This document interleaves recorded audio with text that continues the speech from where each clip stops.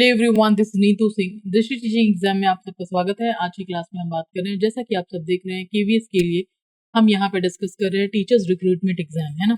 तो जरा चलते हैं और इसी में ही जो हमने लास्ट वाला टॉपिक डिस्कस किया था, जरा एक बार देखते हैं। जनरल फिजिक्स के जो टर्मिनोलॉजीज थे वो हमने डिस्कस किए थे कि डिस्टेंस क्या होगा, डिस्प्लेसमेंट, डिस्टेंस, स्पीड, टाइम, ये सारी चीजें अगर आप देखेंगे स्केलर क्वांटिटीज हैं वो हमने देखा था। स्केलर क्या होता है, वेक्टर क्या होता है, ये समझा था। डिस्प्लेसमेंट क्या होता है वो हमने देख लिया था। डिफरेंस बिटवीन द डिस्टेंस और डिस्प्लेसमेंट, डिस्प्लेसमेंट को हम क्या बोलते हैं, विस्थापन बोलते हैं, ये ध्यान रखेंगे। फिर आपका डिस्टेंस और डिस्प्लेसमेंट हो गया। यहाँ पर डिस्टेंस कितना होगा 2πr, यहाँ पर डिस्प्लेसमेंट या विस्थापन जो है वो आपका 0 हो जाएगा। इनिशियल पॉइंट से जहाँ से स्टार्ट करें वहीं पर चले जाएंगे तो आपका 0 हो जाएगा। एक चीज और ध्यान रखेंगे कि आपका जो डिस्टेंस हो जाएगा वो हमेशा ही पॉजिटिव यहाँ पर आपको दिखेगा। डिस्प्लेसमेंट पॉजिटिव, नेगेटिव, 0, तीनों चीज दिखेगा। फिर स्केलर क्वांटिटीज और वेक्टर क्वांटिटीज के बारे में भी हमने देख लिया था। यहाँ पर ये सारे पॉइंटर्स हमने समझ लिए थे। देन उसके बाद फिर हमने देखा था फोर्स और न्यूटन्स लॉ में, जिसमें हमने देख लिया था फोर्स की डेफिनेशन समझ ली थी, उसकी यूनिट समझ ली थी, वेलोसिटी का वो आपका फॉर्मूला क्या होगा, एक्सेलरेशन का फॉर्मूला क्या होगा, ये सारी चीजें हमने देख ली। फिर contact force, non contact force, ये भी हमने देखा। फ्रिक्शनल फोर्स, टेंशन फोर्स, फिर आपका नॉन कॉन्टैक्ट फोर्स भी हमने डिस्कस किया था। न्यूटन्स लॉज ऑफ मोशन में first law, second law, third law, और इसके अंदर में हमने न्यूटन का first law, law of inertia discuss किया था। फिर उसके बाद आपको बताया था इसके एग्जाम्पल्स जो कि पेपर में डायरेक्टली पूछ लिए जाते हैं, वो बताया था। Example of first law of motion. फिर आपको मोमेंटम के बारे में डिस्कस किया था, क्योंकि ये बहुत ज्यादा जरूरी था। Momentum is equal to mass into velocity, ये तब के किस तरीके से न्यूटन का सेकेंड लॉ आता है। फिर हमने न्यूटन का जो थर्ड लॉ था वो हमने यहाँ पर डिस्कस किया था। केवल कुछ ही चीजें हमने डिस्कस की थी। Every action there is equal and opposite reaction, इसका जो एग्जाम्पल था एक था रॉकेट का लॉन्च करना। रॉकेट की लॉन्च में हमने देखा था कि किस तरीके से फ्यूम नीचे जाएगा और वो उसको आगे एक्सेलरेट करेगा, ये आगे बढ़ेगा।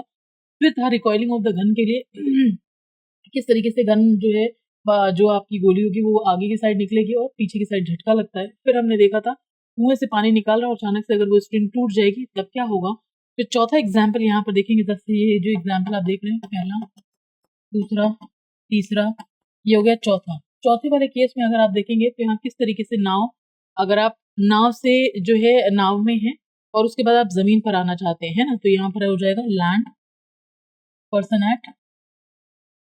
पर्सन इन बोट, है ना। तो यहाँ पर पर्सन बोट में था और जब यहाँ नीचे आएगा तो किस तरीके से जो इंसान है वो आगे की तरफ आएगा और जो बोट है वो पीछे की तरफ जाएगा। ये मैंने एग्जाम्पल आपको नोट डाउन कराया था न्यूटन के तीसरे लॉ में, करेक्ट है। तो ये सारी चीजें हैं जो मैंने अभी आपको ऑलरेडी बता दिया था। अब नेक्स्ट पॉइंट पे आता है, कुछ और चीजें जरा हमें समझने की कोशिश हम करते हैं जरा, जैसे मैंने अभी आपको बस समझाया था। अब इसके आगे ना कुछ कुछ पॉइंटर्स हैं जो हम डिस्कस करेंगे जरा। जमीन पर पैदल चलना, ये सब भी क्वेश्चंस पेपर में पूछ लेंगे, अगर इन केस अगर आपसे पूछ लेता। कुछ और भी एग्जाम्पल जैसे मैं बता रही हूँ आपको कि जो है जमीन पर जब हम पैदल चलते हैं ना तो उसमें भी क्या होता है कि हम आगे की साइड चल रहे हैं और जमीन को हम पीछे की साइड धक्का दे रहे हैं, तभी जाके हम कहीं ना कहीं आगे चल पाते हैं। तो अगर ये पॉइंट भी अगर आपसे पूछ लिया जाए कि if we are able to walk on a land, तो हम अगर कर रहे हैं तो उस केस में भी न्यूटन का जो तीसरा लॉ है वो लगता है कि नहीं लगता है, तो वो भी आप ध्यान रखेंगे। और दूसरा कुएं से रस्सी वाला तो वो मैंने आपको बता ही दिया था। तो यहाँ पर एक फिफ्थ सिचुएशन में वॉकिंग ऑन अ ग्राउंड, है ना, walking on ground, way push land and land जो है ना वो हमें क्या करेगा, हम क्या करेंगे, अपने पैरों से जमीन को पीछे की साइड धकेलते हैं and land gives us gives. तो ये भी क्या हो जाएगा, जो जमीन, जैसे मैंने बताया, पैर चलता हुआ मनुष्य पैर से पृथ्वी को पीछे की तरफ धकेलता है, जबकि यहाँ पर जो लैंड है वो रिएक्ट करेगा, लैंड रिएक्ट।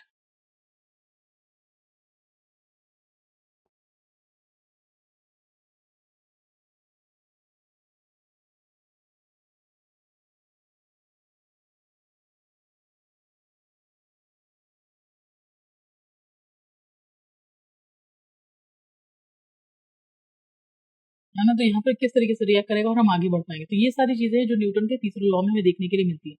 अब हम बात करेंगे कंजर्वेशन ऑफ मोमेंटम के बारे में, जो कि बहुत ज्यादा इंपॉर्टेंट है। तो नेक्स्ट पॉइंट लिखिएगा जरा, conservation of momentum,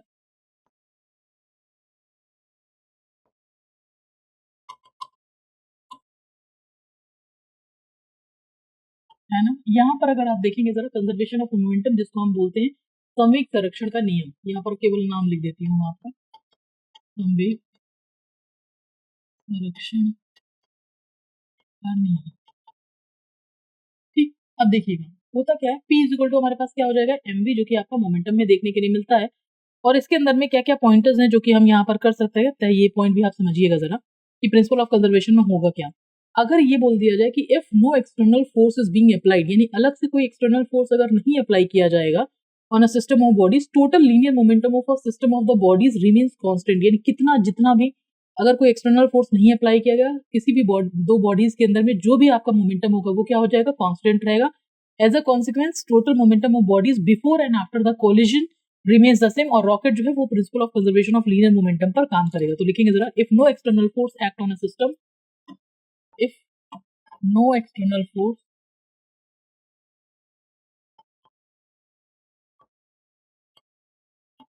act on a system, अगर आप देखेंगे कि कोई एक्सटर्नल जो यहाँ पर अगर आप देखेंगे कोई भी एक्सटर्नल फोर्स अगर यहाँ पर काम नहीं कर रहा होगा on a system of bodies, है ना, तो यहाँ पर अगर आप देखेंगे तो नेक्स्ट पॉइंट पर आता है the total linear momentum of system, the total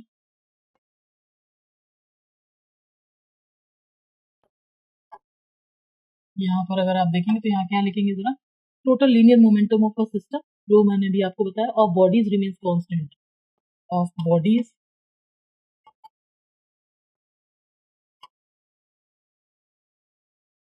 है ना, तो यहाँ पर ये क्या हो जाएगा, आपका कांस्टेंट हो जाएगा, करेक्ट है। इसके बाद जैसे मैंने अभी आपको बताया था, as a consequence of the total momentum of bodies before and after the collision remains the same, तो लिखेंगे जरा, एज अ कॉन्सिक्वेंस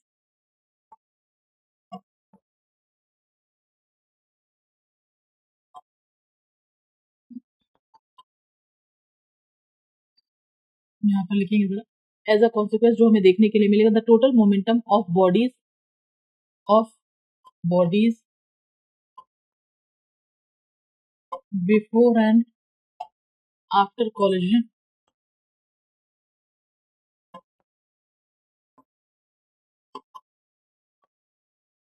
है ना, तो यहाँ पर क्या हो जाएगा, बिफोर एंड आफ्टर कोलिजन ये आपका रिमेन सेम, करेक्ट है। ये वाला पॉइंट समझ में आ गया।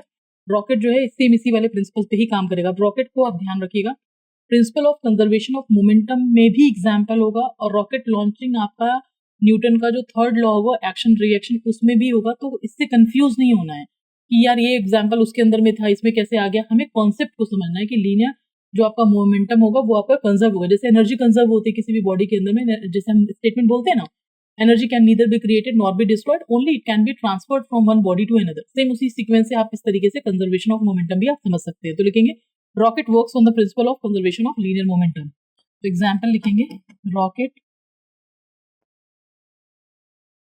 वर्क्स ऑन कंजर्वेशन ऑफ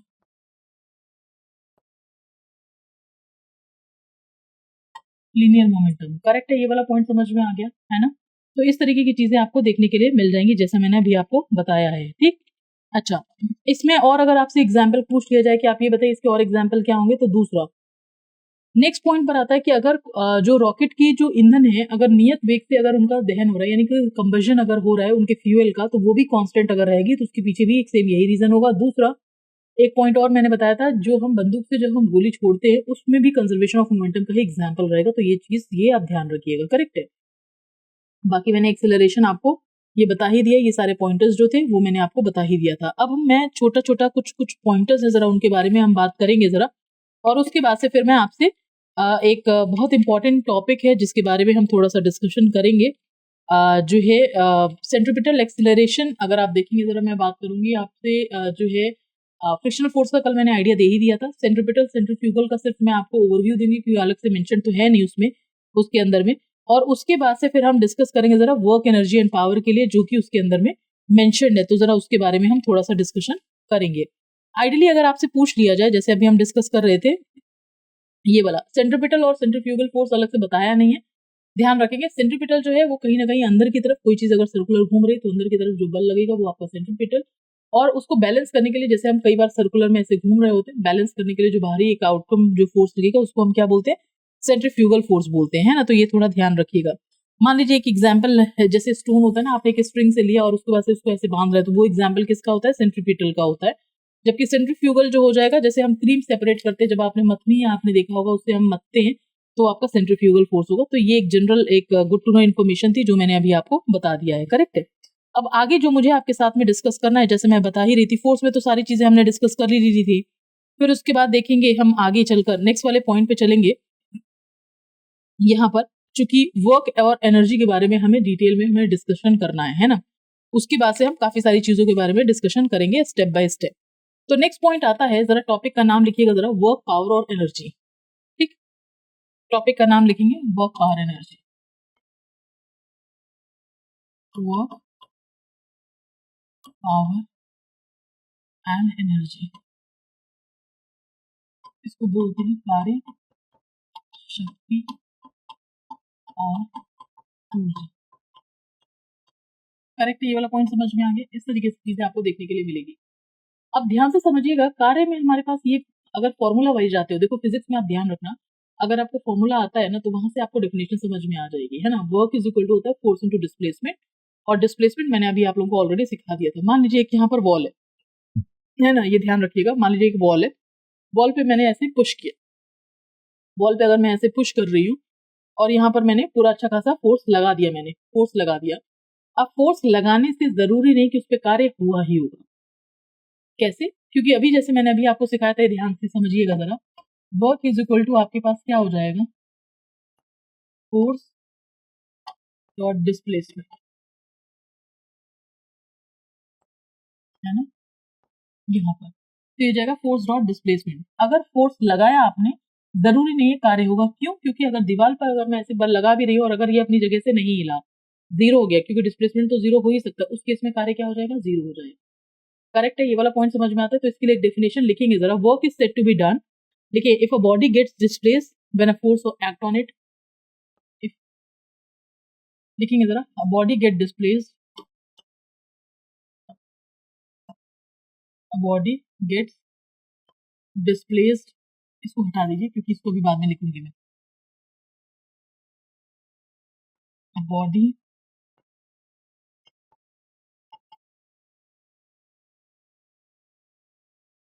यहाँ पर लिखेंगे जरा, जैसे मैंने अभी आपको बताया था, अ body get displaced, PLA, a body get displaced when a force act on it,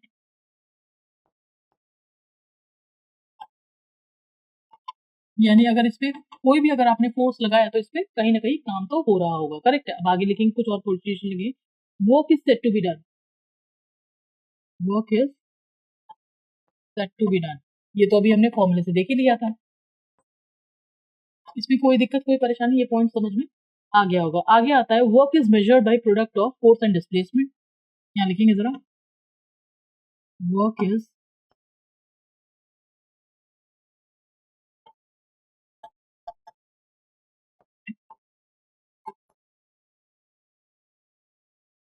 है ना, वर्क इज, यहाँ पर देखेंगे जरा, work is measured by force and displacement, जो हमें देखने के लिए मिलता है, measured by product of force and displacement, यहाँ पर प्रोडक्ट ऑफ,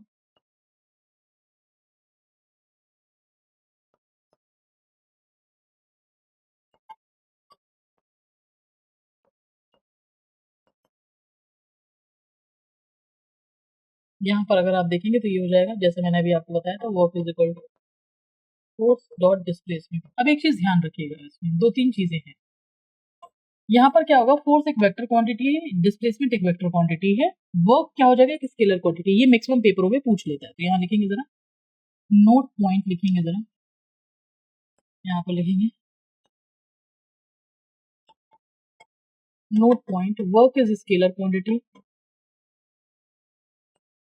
अब आपके दिमाग में सवाल आ रहा होगा, मैम ये कैसे पॉसिबल है? तो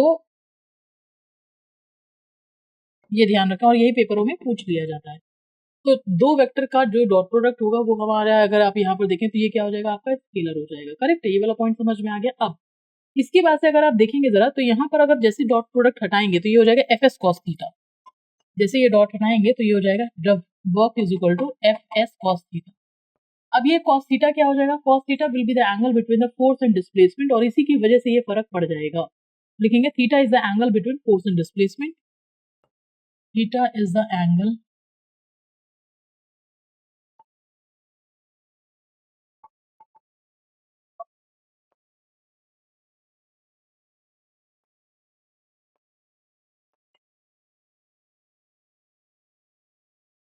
यहाँ पर हो जाएगा theta is the angle between the force and displacement, ये हमें देखने के लिए मिल जाएगा। और इसके बाद अगर इसमें पॉइंटर्स अगर आप लिखेंगे, if both force and displacement act in the same direction, तब वो आपके पास क्या हो जाएगा, W is equal to Fs हो जाएगा।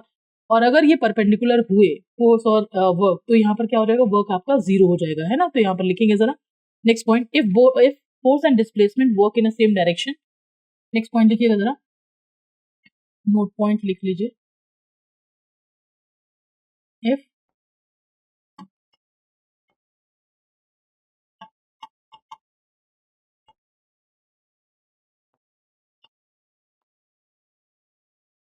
Same direction work is equal to Fs। फिर आपके पास आता है इफ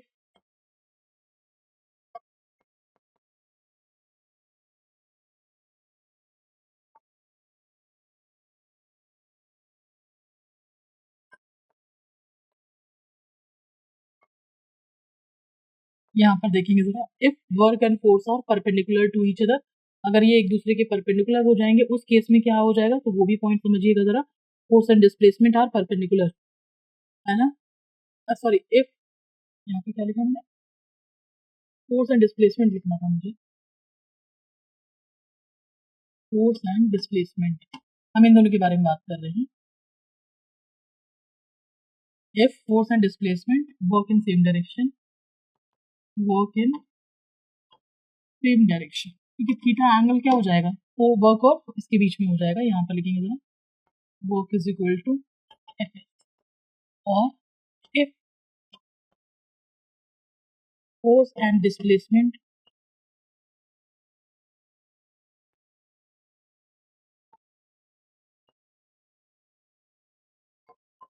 आर यहाँ पर परपेंडिकुलर टू ईच अदर, अगर ये दोनों परपेंडिकुलर अगर हो जाएंगे, इस केस में हमारे पास क्या हो जाएगा, वर्क इज इक्वल टू 0 हो जाएगा। क्यों, क्योंकि cos 90 की वैल्यू 0 हो जाएगी, तो वर्क इज इक्वल टू 0 हो जाएगा। करेक्ट है, ये वाला पॉइंट समझ में आ गया।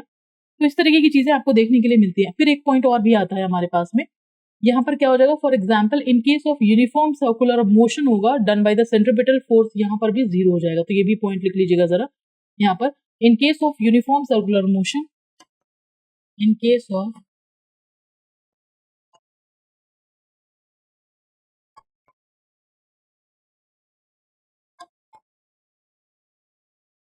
यहाँ बात करेंगे जरा, इन case of uniform circular motion, जो उससे मैंने अभी आपको बताया था, तो ये पॉइंट लिखेंगे जरा, uniform circular motion work done by centripetal force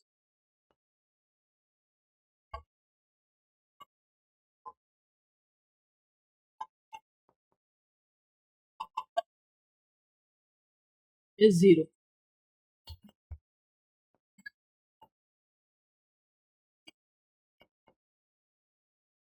है ना। तो यहाँ पर if force and displacement are perpendicular to each other, work is equal to 0 हो जाएगा। In case of uniform circular motion work done by the centripetal force is 0। Correct है, ये वाला पॉइंट समझ में आ गया। तो ये सारी चीजें इनके इस केस में क्वेश्चंस पूछ लेते हैं। अब हम यहाँ बात करेंगे जरा इसकी यूनिट के बारे में। तो यहाँ यूनिट में आप लिखेंगे जरा, यूनिट क्या हो जाएगी आपकी, जूल हो जाएगी। एक तो जूल आप लिख सकते हैं, दूसरा अगर आप देखेंगे तो यहाँ न्यूटन मीटर भी हो सकता है, या फिर यहाँ पर आपके पास में क्या हो जाएगा, न्यूटन मीटर, क्योंकि फोर्स की यूनिट आपकी न्यूटन होती है और साथ के साथ में डिस्प्लेसमेंट के लिए मीटर हो जाएगा। मैंने एक एक जो है इन सारी चीजों के बारे में आपको ना इकाइयां निकालना भी मैंने कहीं ना कहीं सिखा रखा है, तो ये भी आप काम कर सकते हैं। करेक्ट है।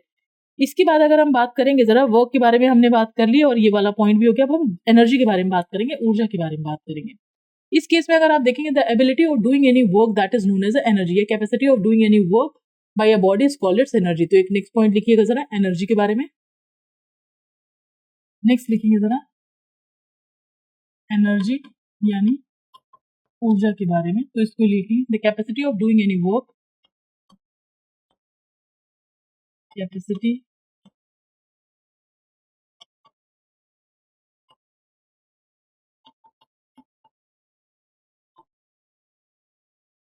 है ना। तो यहाँ पर अगर आप देखेंगे तो ये पॉइंट भी आप लिख सकते हैं एनर्जी के लिए, capacity of doing any work by a body is called the energy.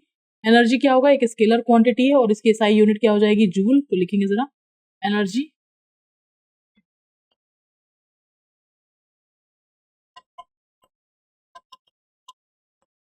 Scalar quantity होगी और इसकी यूनिट क्या हो जाएगी, जूल हो जाएगी।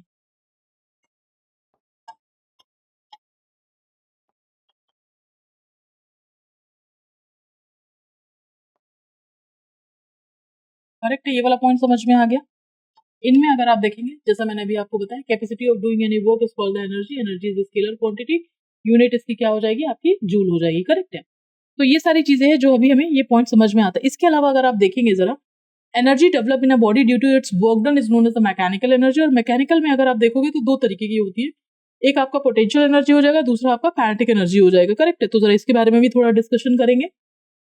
और एक पॉइंट ये भी आता है, जूल की अगर आप देखोगे, यहाँ पर जो एनर्जी आपको ये लिखी रखा है, इस केस में अगर आप देखेंगे सीजीएस यूनिट में इसकी जो यूनिट हो जाएगी वो क्या हो जाएगी, अर्ग। तो यहाँ पे एक पॉइंट लिख लीजिएगा सर, सीजीएस सिस्टम में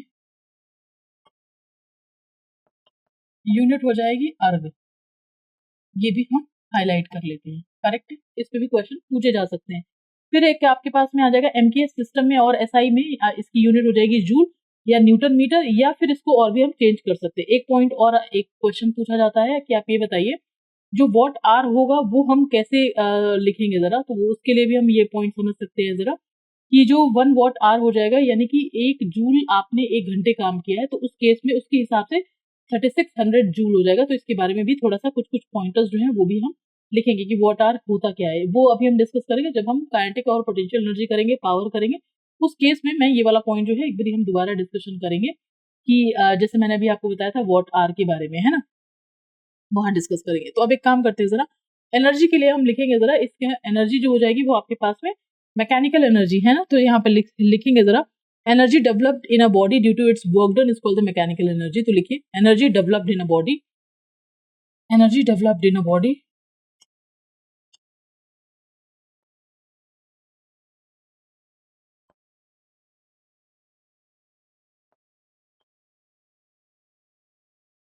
यहाँ पर लिखेंगे जरा, एनर्जी जैसे मैंने अभी आपको बताया था, energy developed in a body due to work done,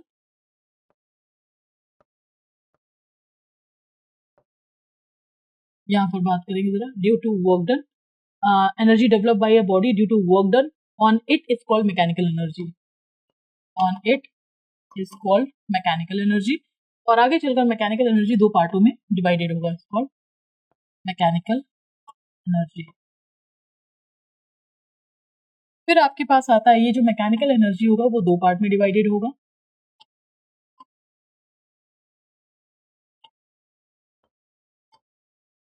यहाँ पर अगर आप देखेंगे जरा, तो यहाँ देख लीजिएगा कि मैकेनिकल एनर्जी, इसके अंदर में क्या क्या चीजें आपको देखने के लिए मिलेंगी। ये हो जाएगा आपके पास में काइनेटिक एनर्जी,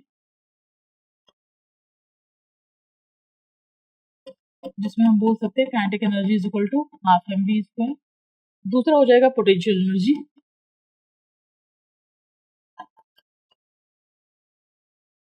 और पी बराबर हो जाता है एम जी एच। कोई चीज अगर रुकी हुई है अपनी जगह पे तो उसके अंदर कौन सा एनर्जी होता है, पोटेंशियल एनर्जी। कोई चीज मूविंग है तो उसके अंदर क्या हो जाएगा, काइनेटिक एनर्जी। ये पेन था, अगर मेरे पास में अगर इस तरीके से ये पेन है, अगर यहाँ पर है तो यहाँ पर कौन सी होगी, पोटेंशियल एनर्जी। और अगर इसी चीज को मैं यहाँ से ऐसे करूँ तो ये potential energy getting converted into the kinetic energy. Correct, ये वाला पॉइंट समझ में आता है। तो इसमें कुछ कुछ पॉइंटर्स हैं, जरा लिखेंगे जरा। जैसे मैं अभी आपको बता रही थी, द कैपेसिटी ऑफ, अगर हम पोटेंशियल एनर्जी के बारे में लिखेंगे, capacity of doing work developed in a body due to its position और द कॉन्फ़िगरेशन, जो रेस्ट पर है तो इसको हम क्या बोलेंगे, पोटेंशियल एनर्जी। तो लिखेंगे जरा, the capacity of doing any work. Next point लिखिएगा जरा, यहाँ पर लिखेंगे जरा पोटेंशियल एनर्जी,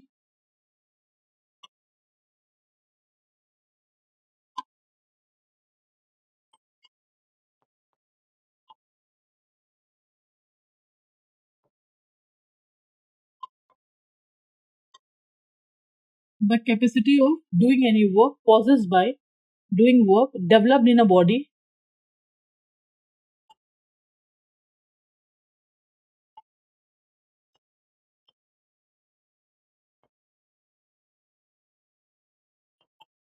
यहाँ पर देखेंगे जरा, डेवलप्ड इन अ बॉडी जो अभी हमने डिस्कस किया था, ड्यू टू इट्स पोजीशन और configuration, due to its position, और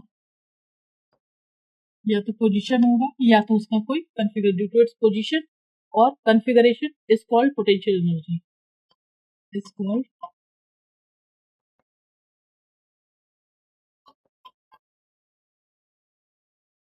यहाँ पर देखेंगे जरा, इसको हम क्या बोलते हैं, पोटेंशियल एनर्जी। करेक्ट है। एग्जाम्पल में एनर्जी ऑफ स्ट्रेच्ड और compressed spring,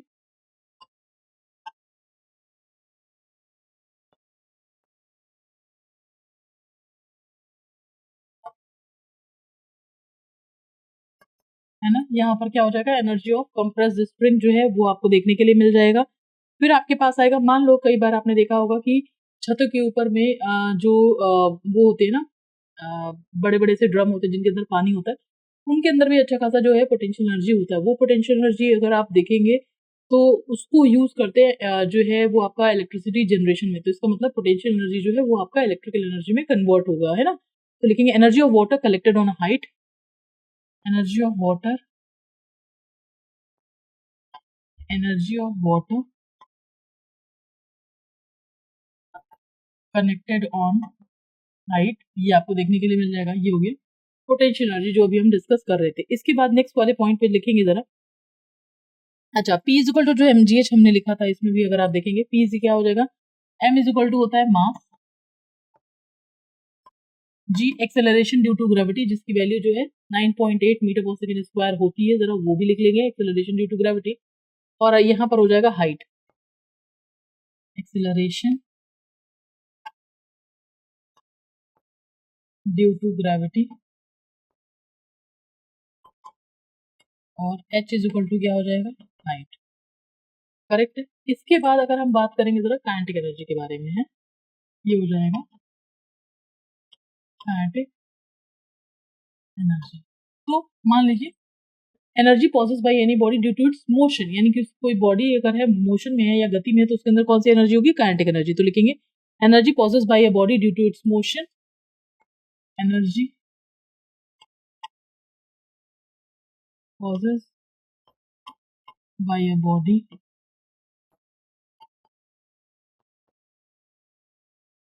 motion is called kinetic energy.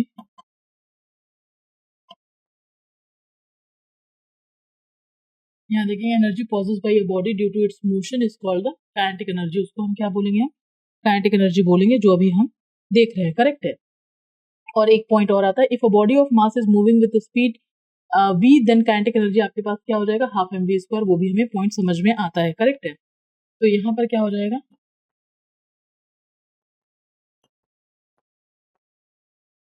Where आपके पास m क्या होता है, मास ऑफ ऑब्जेक्ट, और v आपके पास क्या हो जाएगा, वेलोसिटी। ये सारी चीजें बता चुकी हूँ मैं आपको। करेक्ट है। तो ये आपने काइनेटिक एनर्जी भी समझ लिया, आपने पोटेंशियल एनर्जी भी समझ लिया। अब एक पॉइंट और आता है, principal of conservation of energy, और इस पे बहुत सारे क्वेश्चंस पूछे जाते हैं।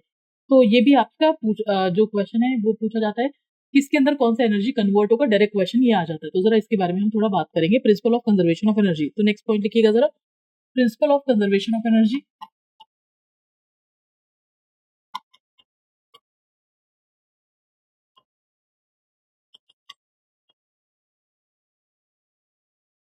Principal of conservation of energy, ध्यान से समझिएगा जरा।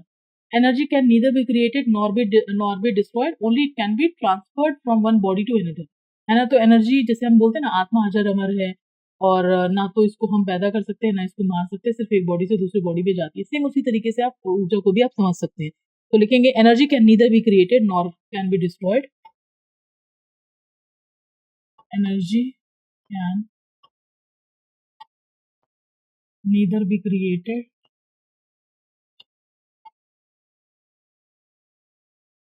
यहाँ देखेंगे एनर्जी कैन, जैसे मैंने बताया, neither be created nor be destroyed, only energy can be transform, only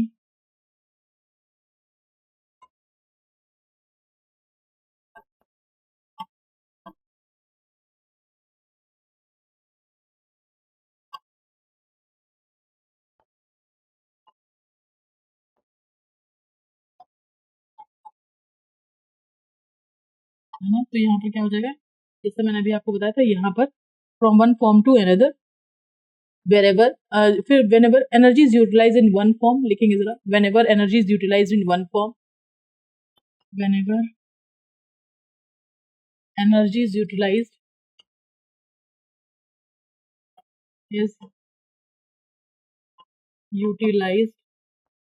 in one form, अगर एक फॉर्म में एनर्जी यूटिलाइज कर ली गई है तो वहां पर आपके पास क्या हो जाएगा, जैसे मैंने अभी आपको पहले भी बता रखा था, equal amount of energy is produce in another form, है ना, क्योंकि एनर्जी कहीं से भी डिसिपेट नहीं होगा, एक मतलब एक तरीके से खत्म नहीं होगा। एक से दूसरे फॉर्म में जाएगा ही जाएगा, चाहे कुछ भी हो जाए। तो लिखेंगे जरा, equal amount of energy is produce in other form. Equal amount of energy, equal amount of energy is formed, equal amount of energy is produced in other form।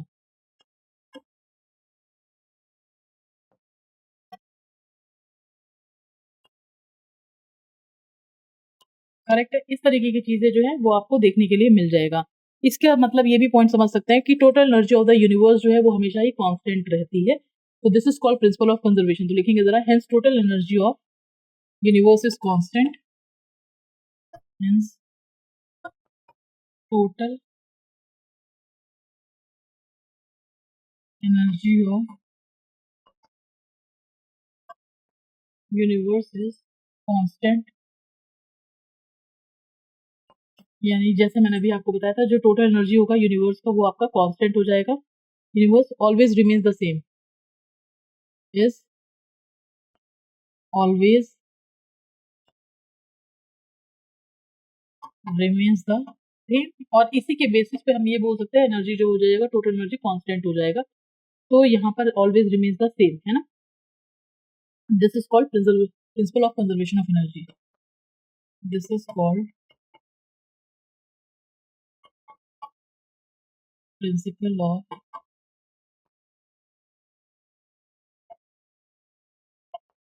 Conservation of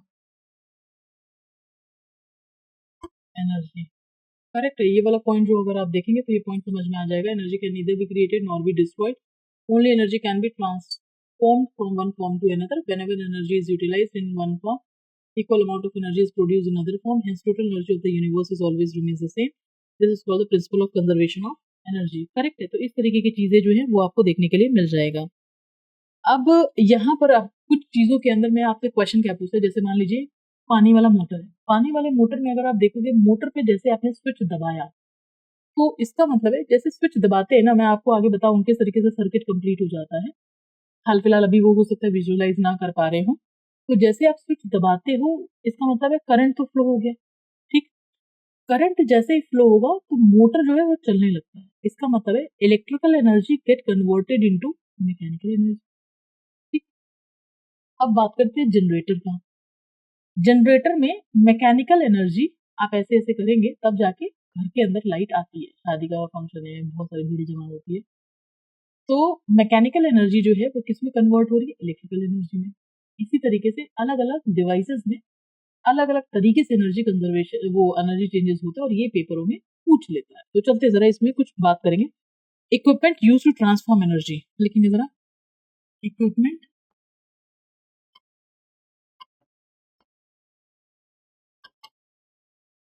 use to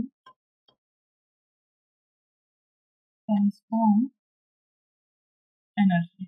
correct है। ये वाला point समझ में आ गया। इसके अंदर अगर आप देखोगे जरा क्या क्या आपको एनर्जी यहाँ पर मिल जाएगा, किसके अंदर कौन सी एनर्जी कन्वर्ट होगा। तो लिखेंगे जरा, इक्विपमेंट और एनर्जी ट्रांसफॉर्म। इक्विपमेंट और यहाँ हो जाएगा एनर्जी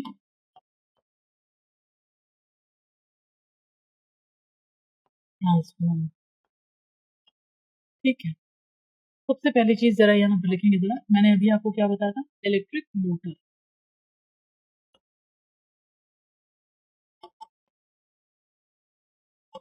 इस केस में क्या होगा, इलेक्ट्रिक मोटर में electrical energy get converted into mechanical energy. Electrical energy get converted to, यहाँ पर ऐसे भी लिख सकते हैं, ये हो जाएगा गेट कन्वर्टेड मैकेनिकल एनर्जी।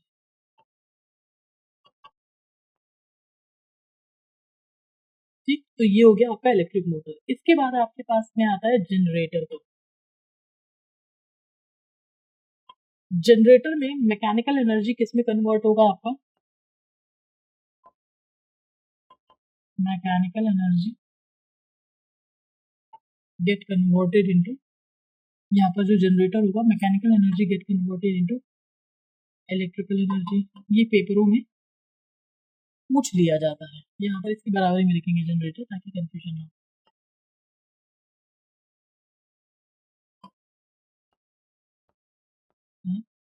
तो ये हो गया, जैसा मैंने अभी आपको बताया था, इलेक्ट्रिक मोटर। दूसरा हो गया जनरेटर। फिर आपके पास आता है कैंडल में। कैंडल में केमिकल एनर्जी जो है लाइट और हीट में चेंज होता है। कैंडल, तो यहाँ लिखेंगे केमिकल एनर्जी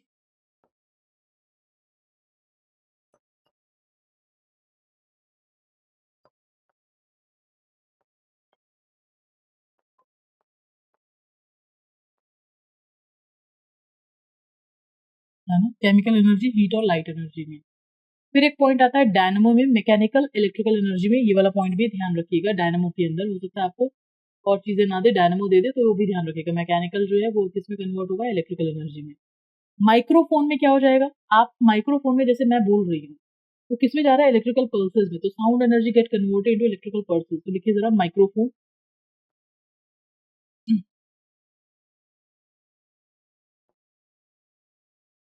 यहाँ पर तो लिखेंगे जरा साउंड एनर्जी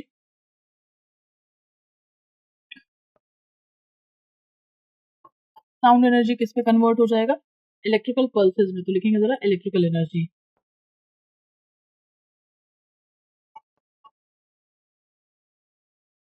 ठीक।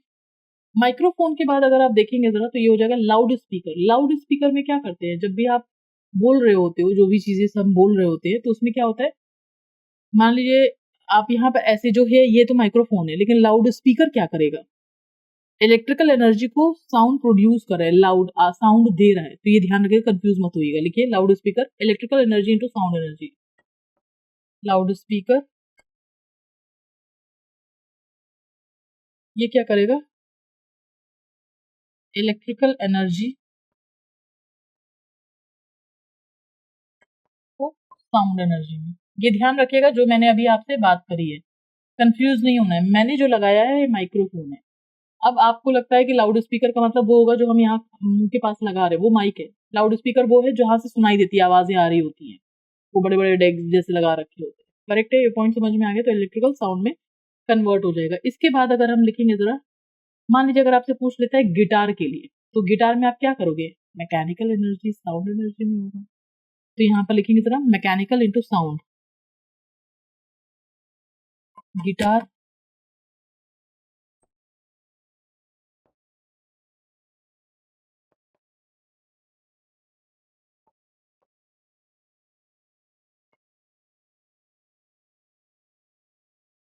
मैकेनिकल एनर्जी जो है वो साउंड एनर्जी में हो जाएगा। करेक्ट है, एक तो ये वाला पॉइंट हो गया।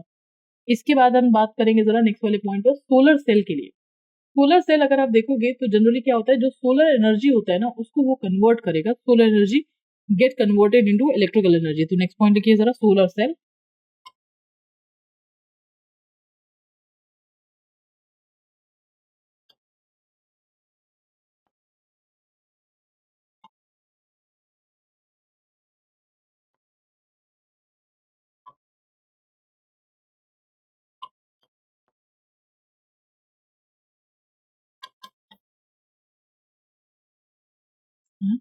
ये हो जाएगा आपका सोलर सेल जो है, ये इसमें हो जाएगा। नेक्स्ट पॉइंट पर अगर आपके पास आता है tubelight.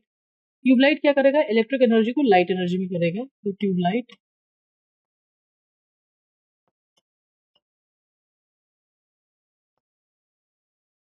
Electric energy into,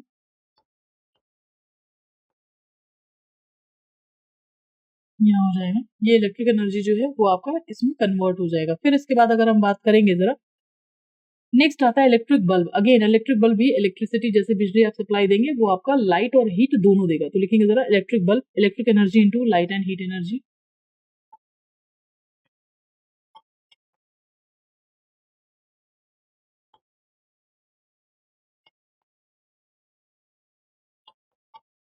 electric electric energy जो आपका ये है, ये किसमें देगा, लाइट एंड हीट,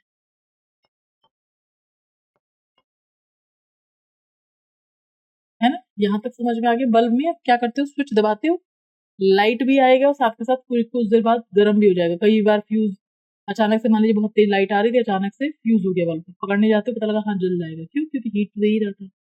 लाइट भी दे रहा था, हीट भी दे रहा था, करेक्ट है। इसके बाद हम बात करेंगे जरा नेक्स्ट वाले पॉइंट पर, एक और चीज आती है, लिखेंगे हम इलेक्ट्रिक सेल के अंदर। सेल के अंदर में क्या होता है, अगर आप देखोगे जरा, जो सेल होते हैं या फिर जो बैटरीज हैं उनके बारे में बात करेंगे जरा।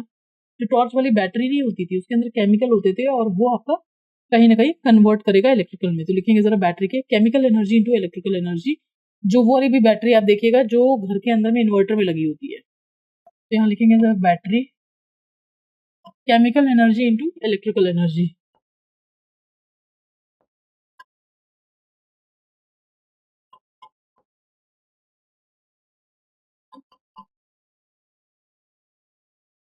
है ना, तो ये आपके पास में हो जाएगा बैटरी के लिए। फिर उसके बाद अगर हम बात करेंगे जरा, इलेक्ट्रिक मोटर भी हो गया, सितार भी हो गया, फोटो सेल में भी अगर आप जाएंगे तो यहाँ क्या हो जाएगा, लाइट एनर्जी जो है इलेक्ट्रिकल एनर्जी में कन्वर्ट हो जाएगा। ये भी हम कर सकते हैं, करेक्ट है। अब इन केस मान लीजिए अगर आपसे ऐसा कुछ पूछ लिया जाए कि आप ये बताइए, रिलेशन आपसे पूछ लिया जाए बिटवीन द मोमेंटम और काइनेटिक एनर्जी, इस पे बहुत सारे क्वेश्चन आते हैं, एक बार ये करेंगे हम। और काइनेटिक एनर्जी में भी बहुत सारे क्वेश्चन आते हैं, वो भी करेंगे। और फिर आपका जो पावर वाला है वो करके थोड़ा सा कुछ जो न्यूमेरिकल वाले हिस्से होते हैं, कई बार आपसे पूछ लिया जाएगा, वो भी हम डिस्कस करेंगे। तो नेक्स्ट पॉइंट पे एक लिखिएगा जरा, relation between momentum and kinetic energy. पहले ये लिख लीजिए, फिर हम पावर पे चलते हैं।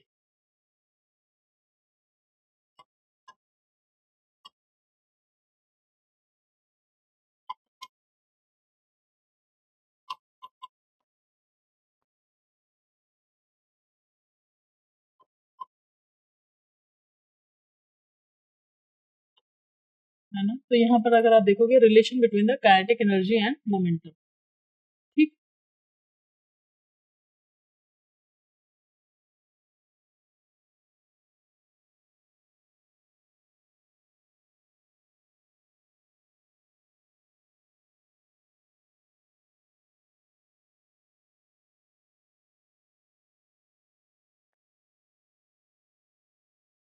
ध्यान से समझिएगा, देखिए मोमेंटम में मैंने आपको ऑलरेडी बता रखा था, momentum is equal to P is equal to क्या होता है, एम वी, करेक्ट है। तो पहले एक काम करते हैं, पहले फॉर्मूला लिख लेते हैं और उसी के हिसाब से रिलेशन भी समझ लेंगे। तो एक काम करते हैं, kinetic energy is equal to, हमारे पास समझ था, कोई चीज अगर गति में होगा, मूवमेंट कर रहा होगा, तो उसके अंदर एक एनर्जी होगी, that is known as kinetic energy. ये होता है half m v square, correct है। दूसरा पॉइंट हमें समझ में आता था कि भाई देखो ऐसा है, मोमेंटम यानी जिसको हम रिप्रेजेंट करते हैं पी से, ये हमारे पास क्या हो जाएगा, एम वी हो जाएगा, करेक्ट है। अब आपसे ये बोला गया कि आप ये बताओ इन दोनों के बीच में रिलेशन है, किस तरीके से आपको बताना है। या फिर आप एक काम कर सकते हैं, मान लो जो ये v की वैल्यू है, यहाँ पर आपने लिखा p is equal to m v, p is equal to m v लिखा, v की वैल्यू हम लिख सकते हैं p अपॉन एम, लिखेंगे फ्रॉम सेकेंड इक्वेशन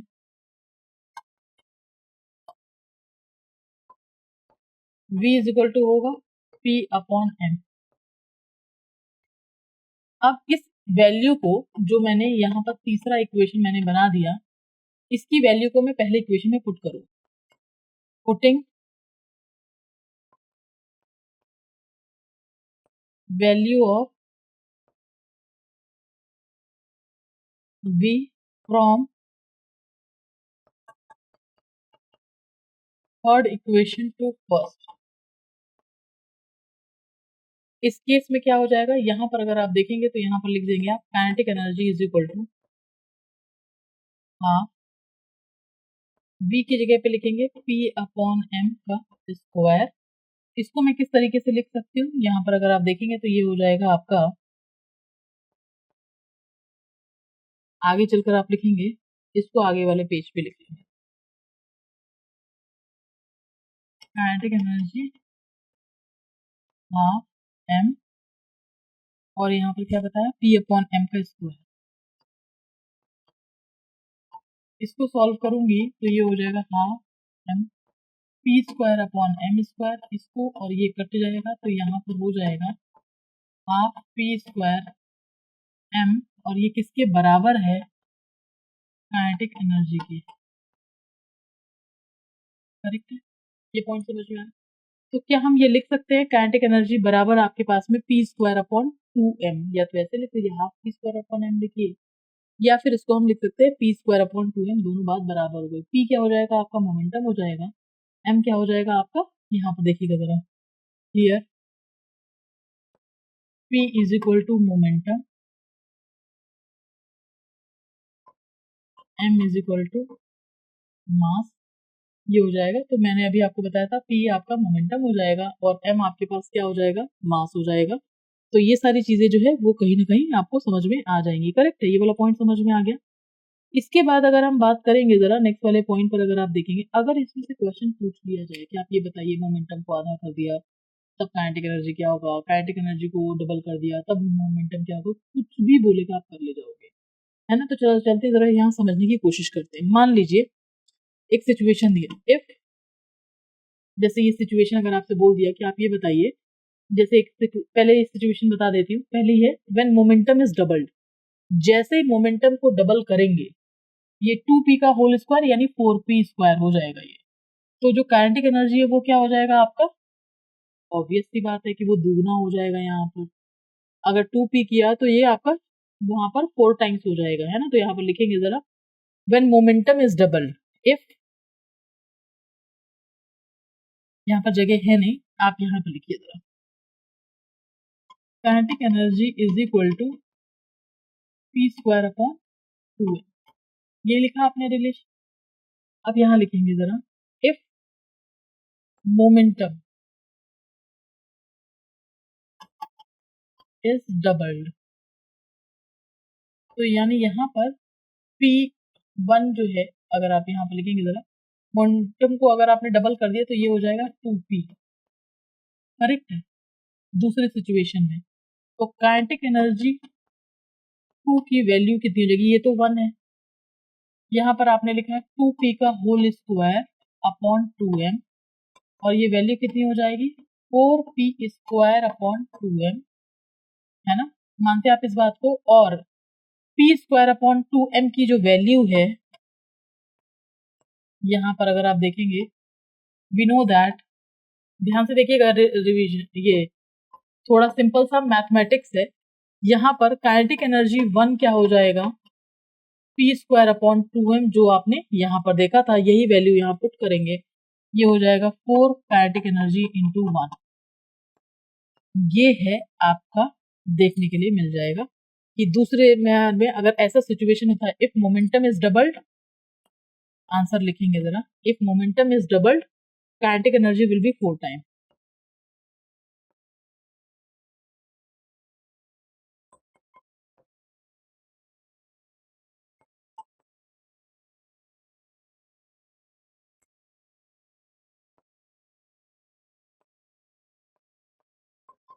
अब इसी तरीके से कुछ भी दे सकता है आपको, जो मोमेंटम है आधा कर देगा तब क्या करेंगे आप, अगर मास को डबल कर देगा तब क्या करेंगे, कुछ भी बोलेगा। तो अब इसी हिसाब से आप क्वेश्चन को, अगर एक बारी फॉर्मूला याद आ गया ना, या फॉर्मूला आपको समझ में आ गया, तो आप कुछ भी कर सकते हैं। मुझे आप देखो ना, बस यही याद रखना है आपको, कुछ करना नहीं है इसमें, सिंपल फॉर्मूला है, P is equal to m v होता है, मोमेंटम इज इक्वल टू आपका मास इंटू वेलोसिटी होगा, और काइनेटिक एनर्जी बराबर क्या हो जाएगा, हाफ एम वी स्क्वायर, और यहाँ से आपका काम बन जाएगा। कोई दिक्कत कोई परेशानी, और कुछ भी इसमें क्वेश्चन में बोलेगा आप आराम से फाइंड आउट कर ले जाएंगे।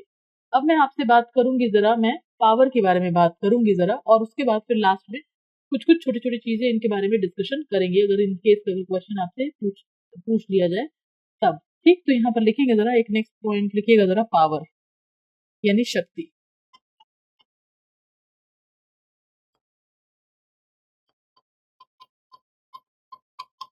P इज इक्वल टू, अब ध्यान से समझिएगा, P इज इक्वल टू होता है W/T।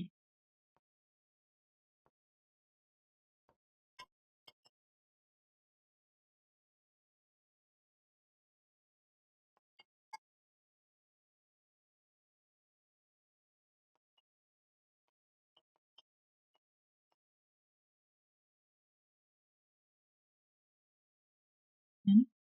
तो ये हो जाएगा P is equal to W/T। इस केस में आप क्या लिखेंगे, यहाँ पर लिखेंगे जरा, पावर के लिए पॉइंटर्स लिखेंगे, rate of doing work is called power,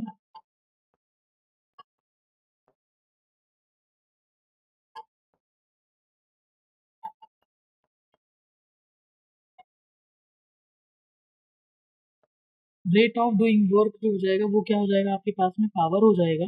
इसके बाद अगर आप लिखेंगे जरा, जैसे मैंने अभी आपको बताया था, ये पॉइंट भी आपको समझ में आ जाएगा। इस पे यूनिट अगर आप लिखेंगे जरा, पावर की यूनिट, एक तो हो जाएगा जूल पर सेकेंड,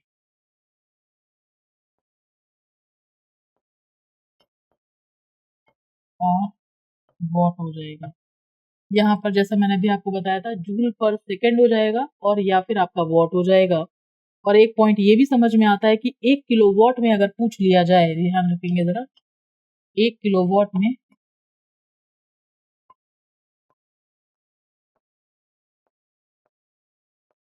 ये हो जाएगा 1 किलोवाट में 10⁻³ वॉट होगा और 1 मेगावाट में 10⁻6 हो जाएगा।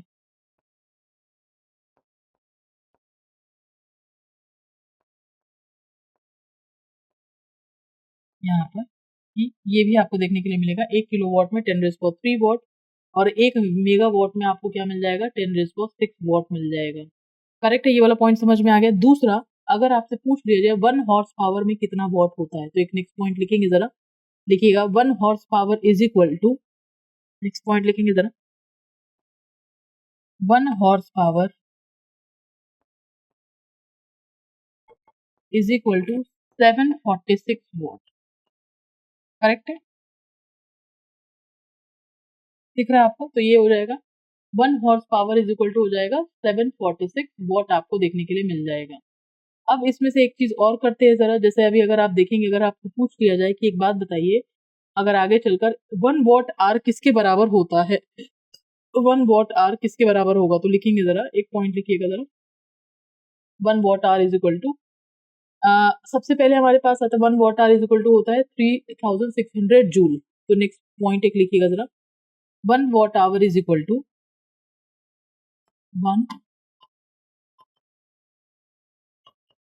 1 watt hour is equal to,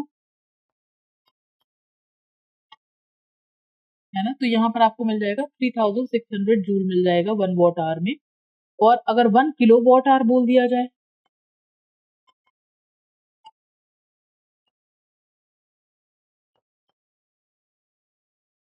है ना, तो ये आपके पास क्या हो जाएगा 1 वॉट आवर में 3600 और 1 किलो वॉट आवर में 3.6 into 10⁻6 joule, 3.6 into 10⁻6 joule. Correct है, तो ये सारी चीजें जो हैं वो आपको देखने के लिए मिल जाएगा। अब ध्यान से समझिएगा, वॉट हो गया, किलो वॉट हो गया, या फिर ये जो किलो वॉट आर आप कर रहे हैं, यहाँ पर अगर आप देखिए ध्यान से समझेंगे जरा, वॉट हो गया, किलोवाट, मेगावाट, ये सब यूनिट ऑफ पावर होंगे, लेकिन एनर्जी का पावर जो होता है वो आपका होता है, जो घर की बिजली ये सब करते हैं ना, वो किलोवाट आर में आती है। तो ये पॉइंट लिखिएगा जरा, नोट पॉइंट लिखिए, वॉट किलोवाट मेगा पा, लिखिए जरा, वॉट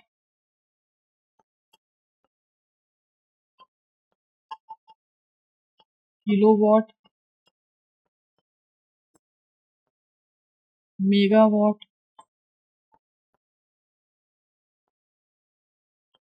क्या क्या कर लिया, वॉट कर लिया, किलोवाट कर लिया, मेगावाट कर लिया, एचपी हॉर्स पावर।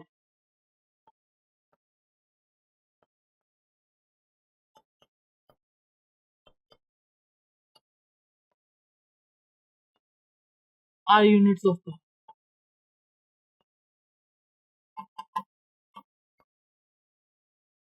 ये सब क्या है, पावर की यूनिट है। करेक्ट है, कोई दिक्कत कोई परेशानी, ये वाला पॉइंट समझ में आ गया होगा। इसके बाद अगर हम बात करेंगे जरा, नेक्स्ट वाले पॉइंट पर आता है कि जो है किलोवाट आर जो होगा ना, इसी पे क्वेश्चन आया था, किलोवाट आर जो है unit of work and energy है।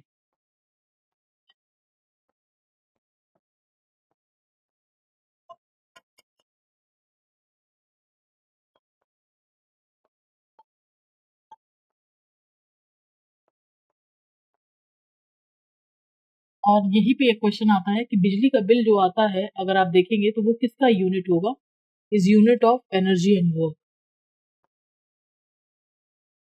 आ रहा है समझ में? तो वो इसी के उसमें ही आता है, इस तरीके के क्वेश्चन जो है आपसे पूछ लिए जाते हैं। करेक्ट है। अब मान लीजिए अगर आपसे ये भी क्वेश्चन अगर आप पूछ लिया जाता, जैसे मैं अभी आपसे पूछ रही थी, ये वाला जो था एक क्वेश्चन था, मैं आपसे पूछ रही थी कि जो है काइनेटिक एनर्जी में मान लीजिए अगर आपसे बदलाव कर लिया जाए, कि आप ये बताइए कि वेलोसिटी डबल कर दी जाएगी तब का नया काइनेटिक एनर्जी क्या होगा, वेलोसिटी हाफ कर दी जाएगा तब नया काइनेटिक एनर्जी क्या होगा। इस तरीके से बहुत सारे सवाल जो है जनरली आपसे पूछे जा सकते हैं। करेक्ट है। तो ये था जो मैंने अभी आपको बताया था। अब एक नेक्स्ट टॉपिक है, जरा वो स्टार्ट करेंगे हम, ग्रेविटेशन हमने स्टार्ट करेंगे। और ये एक बहुत अच्छा जो टॉपिक है और उसके अंदर बहुत सारी चीजें हैं जो कि हम डिस्कस करेंगे। जैसा कि आप देख रहे हैं, ये सारी चीजें हम कहीं ना कहीं सिस्टमैटिक सब जो है काफी अच्छे तरीके से चीजों को हम पढ़ रहे हैं। तो जैसे मैंने अभी आपको बताया था कि ग्रेविटेशन के अंदर ना बहुत सारे ऐसी पॉइंटर्स हैं जो मुझे आप सबके साथ में डिस्कस करना है, और फिर उसके बाद से कुछ क्वेश्चंस जरा प्रैक्टिस करेंगे जो आज के टॉपिक में हमने तीनों टॉपिक में हमने पढ़ा है, उसी से रिलेटेड क्वेश्चंस हैं जो कि आगे हम पढ़ेंगे। तो चलते हैं जरा इसी में एक ग्रेविटेशन के बारे में डिस्कस करेंगे कि ग्रेविटेशन होता क्या है, किस तरीके से अलग अलग सिचुएशन में अलग अलग जगहों पर आपको ये सारी चीजें जो है वो देखने के लिए मिलेंगी, तो उसके बारे में हम बात करेंगे। पृथ्वी पर अगर आप देखोगे ना तो जीवन संभव करने के लिए जो ग्रेविटेशन का जो रोल है ना वो कहीं ना कहीं बहुत ज्यादा इंपॉर्टेंट बनता है। मानते हैं आप इस बात को? अगर ग्रेविटेशन नहीं होता तो जो चीजें है ना, जैसे मान लीजिए कितना भी हो जाए, आप किसी भी चीज को ऊपर की साइड फेंक रहे हैं तो वो क्या होता, हवा में ही घूम रहा होता, और पृथ्वी पर जीवन संभव करने के लिए बड़ा मुश्किल सा हो जाता। मानते हैं आप इस बात को? तो ये सारी चीजें जो है वो हमें देखने के लिए मिलती, करेक्ट है। तो चलते हैं जरा कुछ इसी के बारे में हम थोड़ा सा डिस्कशन करेंगे और आगे की तरफ चैप्टर को बढ़ाएंगे।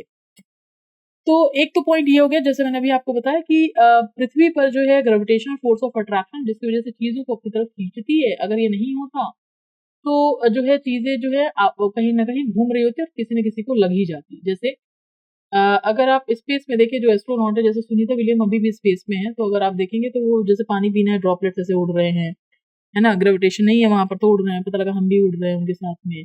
कुछ खाने पीने की छोटी छोटी चीजें हैं वो भी उड़ रही हैं, है ना, तो इस तरीके की चीजें देखने के लिए मिलती हैं। तो चलते जरा ग्रेविटेशन के बारे में कुछ कुछ पॉइंटर्स जरा हम डिस्कस करेंगे, और चैप्टर बहुत इंटरेस्टिंग है तो थोड़ा सा उसको भी चैप्टर को कंप्लीट करते हैं। तो नेक्स्ट पॉइंट लिखेंगे जरा ग्रेविटेशन।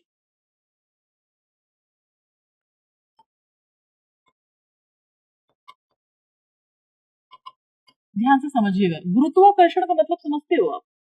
गुरुत्वाकर्षण का मतलब जो है वो समझते हैं क्या? इसका मतलब है कि एक ऐसी पावर है जो चीजों को अपनी तरफ खींच रही है, करेक्ट है। और इसमें अगर हम देखेंगे, every body attract other body by a force is known as a force of gravitation, उसी की वजह से चीजों को अपनी तरफ जो है वो खींच रही है, ठीक। फिर उसके बाद से न्यूटन ने जो एक नियम दिया था, Newton law of the gravitation में, जिसका वैल्यू था F equal to G m1 m2 upon r square, वो निकला था, उसके बारे में भी डिस्कस करेंगे। तो लिखिएगा जरा, every body attract other body, लिखेंगे जरा, every body attract other body, हर बॉडी जो है दूसरे बॉडी को अट्रैक्ट कर रही है, और वो किस वजह से कर रही है? By a force called force of gravitation, by a force called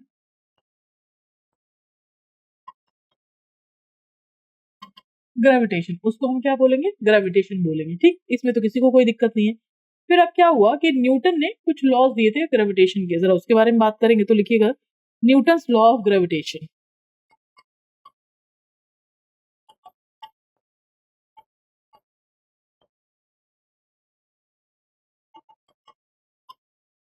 अब इसके बारे में थोड़ा सा बात करेंगे कि न्यूटन ने इनके बारे में क्या बोला। तो यहाँ लिखेंगे जरा, the force of gravitational attraction between two point bodies, the force of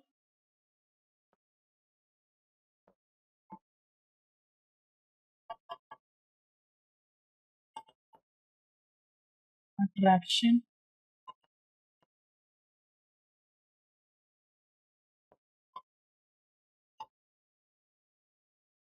तो फोर्स ऑफ अट्रैक्शन जो है बिटवीन द टू बॉडीज, जो अभी हमने डिस्कस किया था, between the two point bodies is directly between two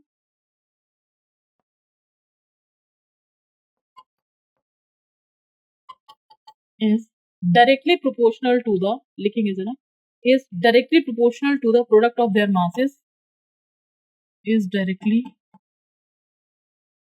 proportional to,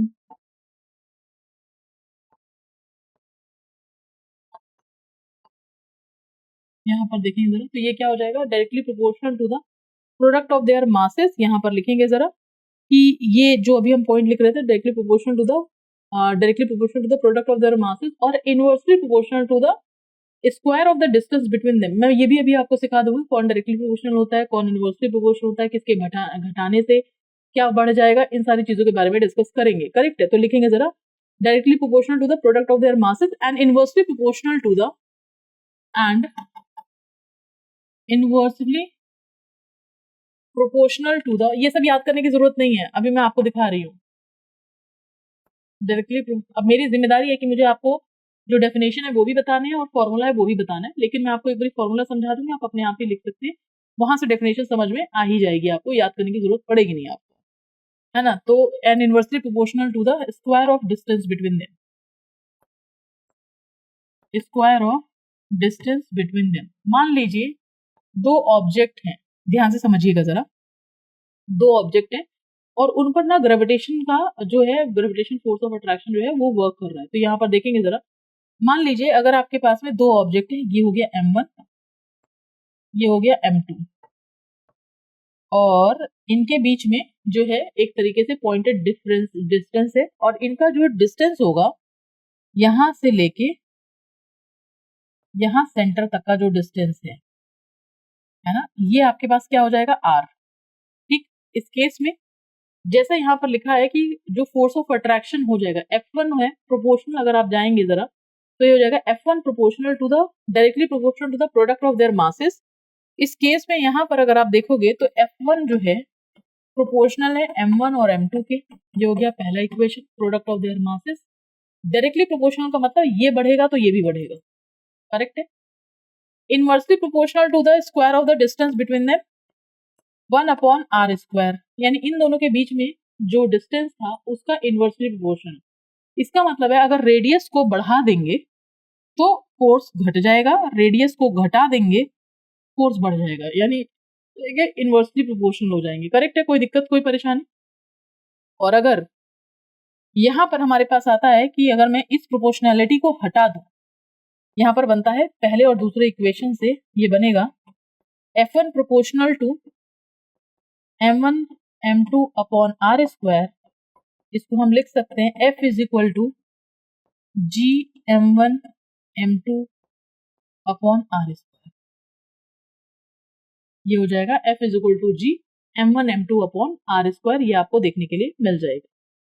G की value कितनी हो जाएगी 6.67 into 10⁻11, where G is equal to, लिखेंगे जरा,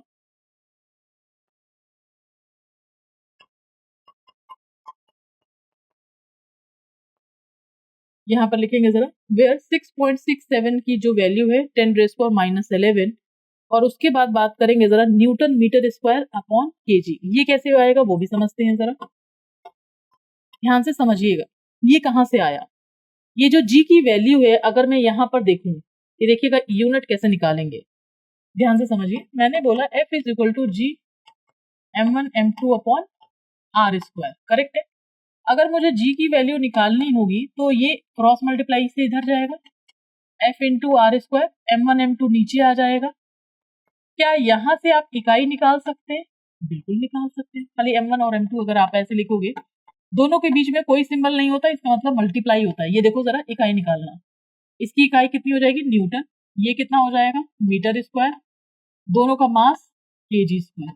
क्या यही यूनिट है? देखें जरा, G की वैल्यू में यूनिट यहाँ पर देखिएगा जरा, क्या वैल्यू आपको आई थी, G की वैल्यू में newton metre square upon KG, जो कि लिखा हुआ है 6.67 इंटू 10⁻11, तो वो कांस्टेंट वाली वैल्यू है, बट यहाँ पर उसकी जो यूनिट है newton metre square upon KG ऐसे ही निकलेगा जो मैंने अभी आपको बताया है।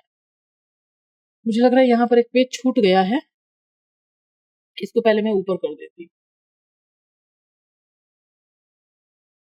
पोटेंशियल एनर्जी, पहले इसको ऊपर कर देती हूँ, नहीं तो ये ऐसे घूमता है।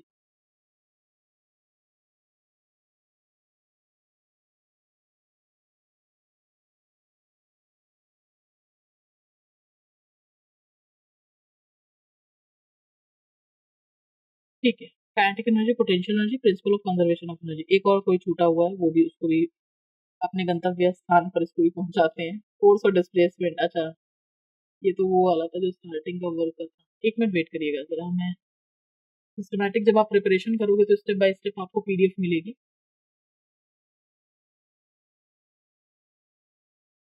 ये कहीं लिख रही होगी तो मैं साइड से इधर से उधर हो गया है, तो इसको एक बार ये सिंगल कर देते तो चलते हैं।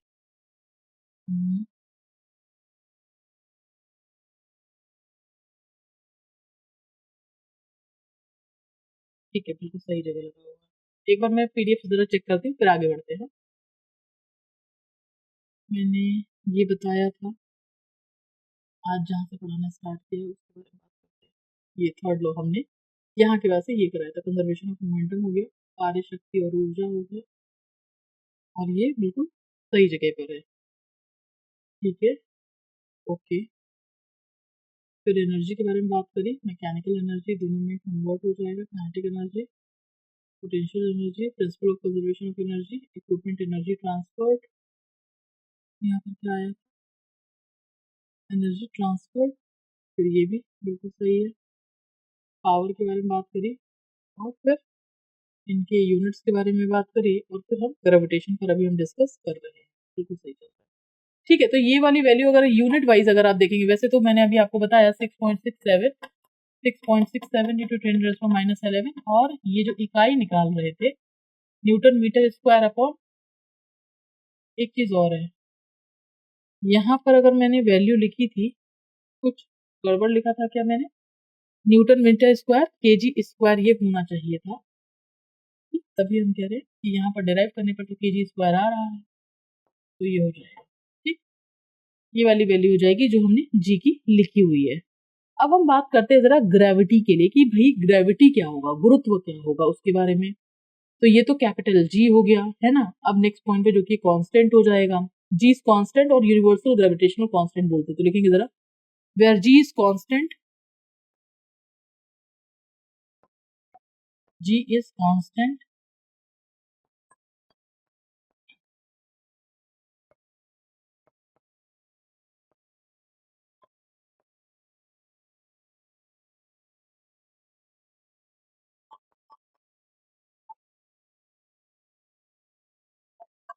इसको हम क्या बोलते हैं, यूनिवर्सल ग्रेविटेशनल कांस्टेंट, करेक्ट है। तो ये वाला पॉइंट हमें साफ साफ समझ में आता है। इसके बाद अगर हम बात करेंगे जरा नेक्स्ट वाले पॉइंट पर, हम ग्रेविटी के बारे में बात करेंगे कि वो होता क्या है ना। तो यहाँ पर बात करेंगे हम ग्रेविटी।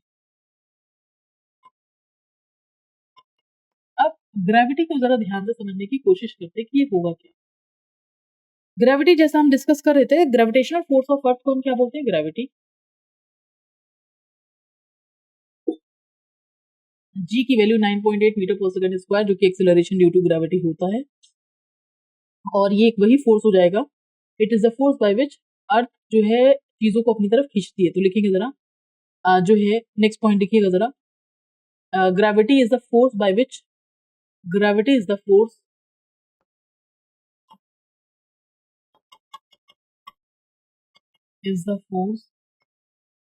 बाय विच, जिसकी वजह से अर्थ चीजों को अपनी तरफ खींचता है। तो लिखेंगे जरा, bye which earth pools a body towards its centre, earth pools a body toward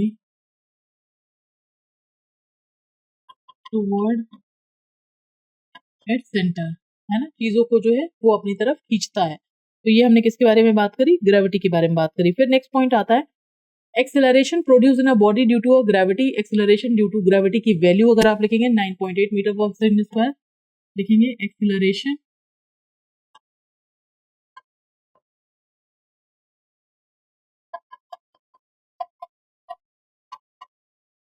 ये क्या हो जाएगा आपका 9.8 मीटर पर सेकंड स्क्वायर।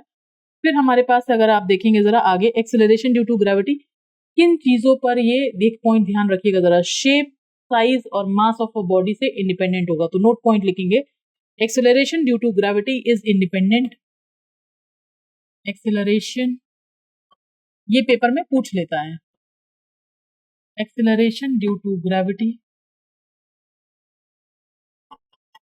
इज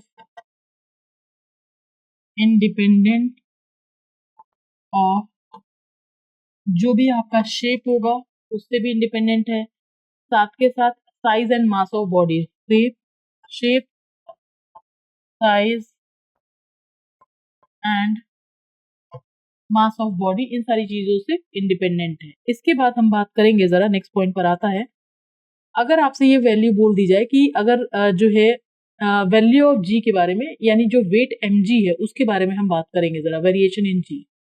ध्यान से समझिएगा, एक पॉइंट और आता है, इस पे बहुत सारे क्वेश्चन पूछे जाते हैं। लिखेंगे वेरिएशन इन जी। अब होता क्या है, एक पॉइंट ये देखेंगे, वेट इज इक्वल टू क्या होता है, एम जी। ध्यान से समझिएगा जरा, एम क्या होता है, वेयर एम इज मास मास होता है किसी भी ऑब्जेक्ट का। ठीक, आगे की तरफ अगर इसमें देखेंगे जरा, value of g decreases with depth, height और depth from the earth surface. इसको भी समझने की कोशिश करिएगा। होता क्या है, अर्थ का जो शेप है ना, यहाँ से देखेंगे जरा, जब आप वर्ल्ड का मैप देखते हो तो आपने नोटिस किया होगा वर्ल्ड का मैप कुछ इस तरीके से बना होता है। मतलब ये काफी अच्छा खासा ऐसे चौड़ा होगा, ऐसे होता है कि नहीं होता है, थोड़ा बल्जिंग। हम बचपन से पढ़ते क्या आ रहे हैं, अर्थ इस शेप का, तो लगता है स्फेरिकल शेप हो जाएगा, जबकि ऐसा होता नहीं है। ये होता है इक्वेटर, जो कि 0 डिग्री सेल्सियस पर हो जाएगा। Tropic of Cancer, tropic of Capricorn, ये हो जाएगा नॉर्थ पोल, ये हो जाएगा साउथ पोल। करेक्ट है, और ये हो जाएगा जियोइड शेप।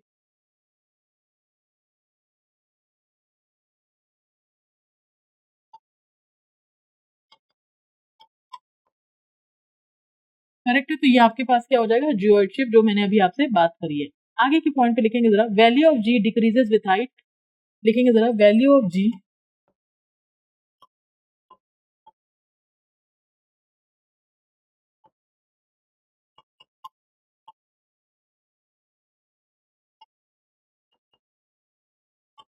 यहाँ पर जैसे मैंने अभी आपको बताया था, तो वैल्यू ऑफ जी जो है डिक्रीजेस विथ हाइट और डेप्थ फ्रॉम अर्थ सरफेस, और डेप्थ फ्रॉम,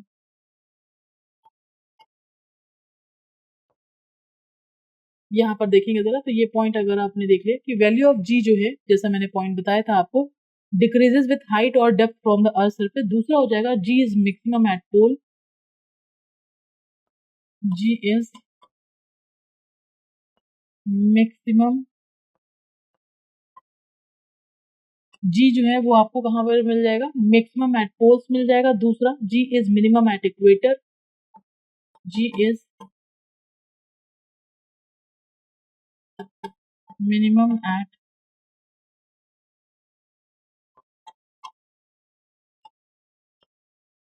तो जैसे मैंने अभी आपको बताया था, value of g decreases with height और depth from the earth surface, g is maximum at pole, और जी जो है वो क्या हो जाएगा आपका, मिनिमम हो जाएगा जो है इक्वेटर पे। G decreases due to rotation of earth, इस पे भी क्वेश्चन आता है। G decreases with rotation of earth. जैसे जैसे अगर आप देखेंगे तो यहाँ पर क्या हो जाएगा, जी जो है वो डिक्रीज कर जाएगा रोटेशन ऑफ अर्थ से। और इसके बाद एक पॉइंट और आता है कि अगर आप देखेंगे, g decreases if angular speed of earth जो है अगर वो इंक्रीज कर जाएगा। इस तरीके के सवाल आपसे क्वेश्चन है पेपर में पूछ लिए जाएंगे। तो लिखेंगे जरा, जी decreases if angular speed of earth increases, ji decreases if,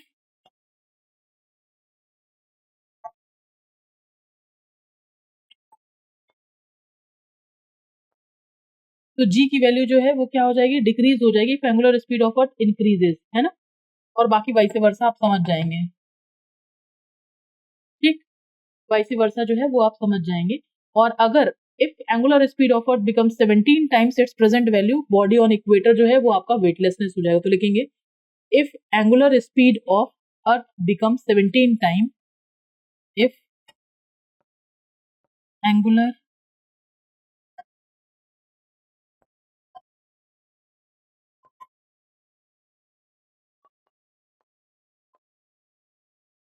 अगर मान लीजिए एंगुलर स्पीड जो है वो 17 times it's present value,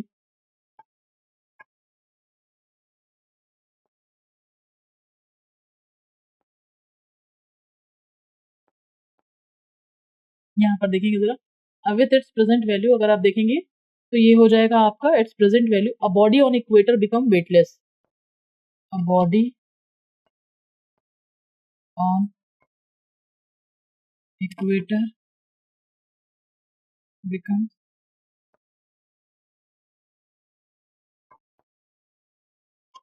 weightlessness. तो ये हो गया वेरिएशन, हो गया जी की वैल्यू में। करेक्ट है, ये वाला पॉइंट आपको समझ में आ गया होगा। अब बात करेंगे जो पेपर में पूछा जाता है, वेट ऑफ अ बॉडी जो है लिफ्ट में क्या होगा, कौन कौन सी ऐसी परिस्थितियां जो है वो आपको देखने के लिए मिलेगा, जरा इसके बारे में हम बात करेंगे। ठीक, तो नेक्स्ट पॉइंट लिखेंगे जरा, wait of a body in a lift, wait of a body in a lift, ध्यान से समझिएगा।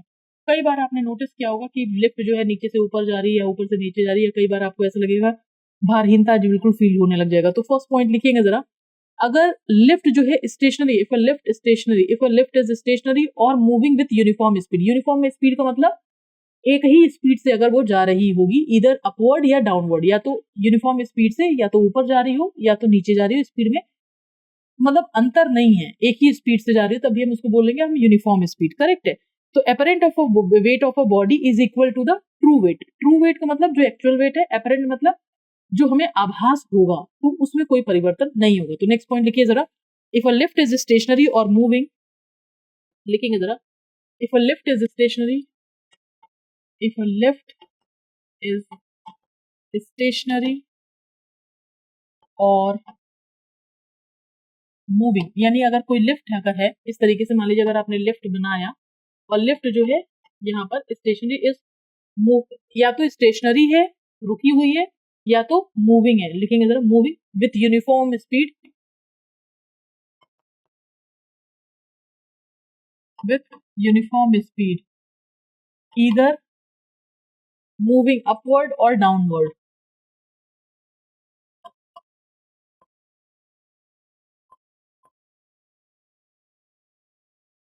या तो ये अपवर्ड जाता या तो ये डाउनवर्ड जाता, या तो नीचे जाता या तो ये ऊपर चला जाता।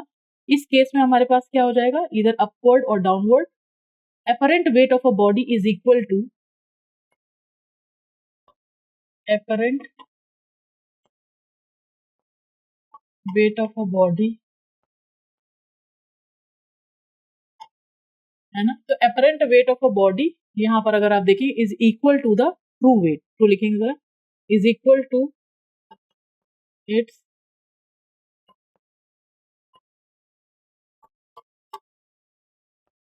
तो यहाँ पर अगर अपरेंट वेट जो है वो आपका ट्रू वेट के बराबर हो जाएगा। तो यहाँ पर आप लिख सकते हैं अपरेंट के लिए W apparent is equal to W true, जैसा भी आपको लगता हो, है ना। ये ध्यान रखने के लिए अपने समझदारी के लिए।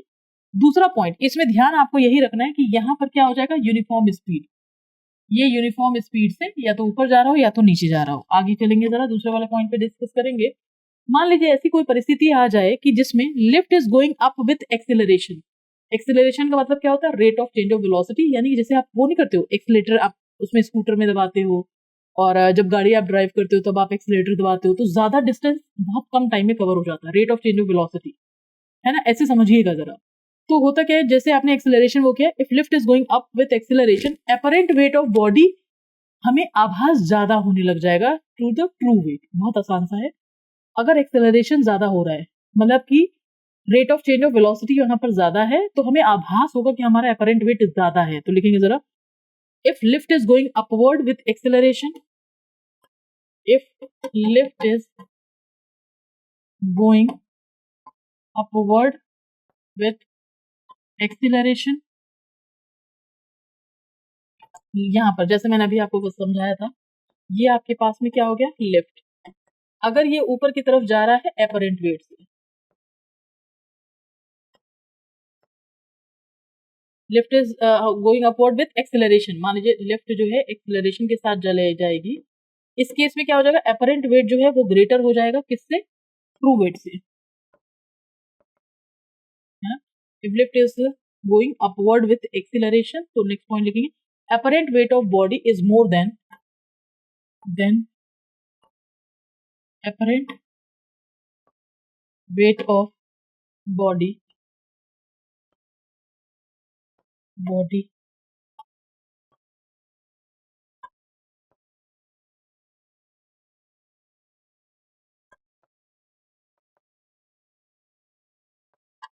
करेक्ट है, ये आपको देखने के लिए मिल जाएगा। नेक्स्ट वाले पॉइंट पर अगर हम चलेंगे जरा, दो तो चीजें हो गई, तीसरे वाले सिचुएशन में अगर हम जाएंगे तो यहाँ पर और क्या मिल जाएगा आपको, if a lift is going down with acceleration, अगर कोई लिफ्ट है अगर वो नीचे की साइड जा रहा है down with acceleration, apparent weight of a body is less than the true weight, तो लिखेंगे जरा, if lift is going down with acceleration,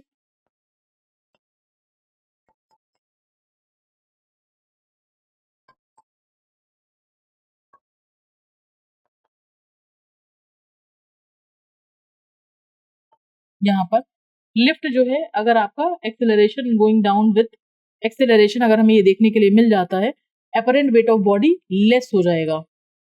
आभास ऐसा होगा, apparent body is less than true weight, तब हमें ऐसा आभास होगा। और लास्ट वाले सिचुएशन में अगर हम जाएंगे जरा, तो यहाँ पर एक और पॉइंट हमें मान लीजिए अगर ऐसा हो जाए कि कॉर्ड जो लेफ्ट है कि वो आपकी कटी हुई आभास हो, उस केस में इफ फ्री फॉल, तो उस सिचुएशन में हमारे पास जो है वो आपका वेटलेसनेस का सिचुएशन होगा। तो यहाँ पर लिखेंगे जरा, if the cord of lift is broken, if cord of lift is broken, अगर हम यहाँ पर देखें कि कॉर्ड ऑफ लिफ्ट जो है वो काट दी जाएगी, acceleration of the lift is more than, यहाँ पर लिखेंगे जरा, cord of the lift is broken, it falls freely,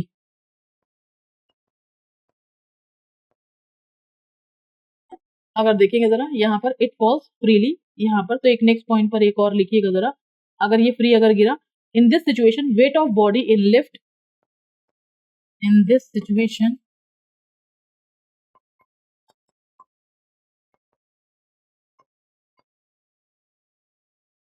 है ना, तो इस सिचुएशन में आपके पास क्या हो जाएगा, in this situation wait of a body in lift become zero, in lift become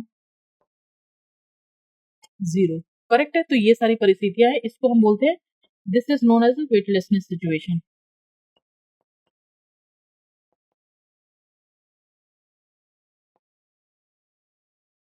ये था हमारे आज के लेक्चर में जो अभी हमने डिस्कस किया। तो एक काम करते हैं, क्विक रिव्यू करते हैं हमने क्या क्या चीजें अभी तक में पढ़ ली हैं।